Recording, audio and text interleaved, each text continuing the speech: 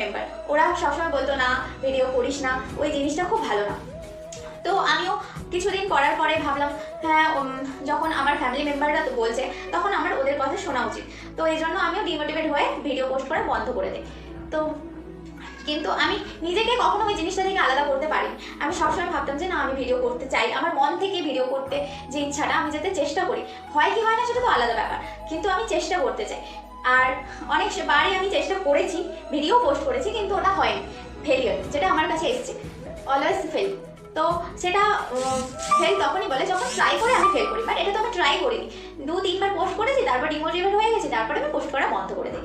তখন আমার দিদি কিছুদিন আগে থেকে বলে যে না, তুই পোস্ট কর, তুই তো খুব ভালো একটা জায়গায়। লাইক আমি কখনো ডিমোটিভেট হয়ে, কখনো আমার খুব কষ্ট হয়, তার জন্য ফ্যামিলি থেকে দূরে থাকাটা সহজ নয়, যে যারা ফ্যামিলি থেকে দূরে থাকে তারাই জানে। তো এই জন্য আমার দিদি বারবার বলে না, তুই কিছু কর যাতে তোর কাছে ওই যে কষ্টটা যাতে না আসে, যেটা তুই ব্যস্ত থাকিস সবসময়। তো আমিও অনেকবার ভেবেছি হ্যাঁ ঠিক আছে, আমিও স্টার্ট করবো করবো করবো বলে হয়তো কখনো ভাবি না, আমার রুমে ভালো লাইট নেই, এখনো আমি ভিডিও করছি লাইট জ্বালিয়ে। এখন সকাল সকাল 10টা বাজে, এখনো কোনো অন্ধকার ঘর।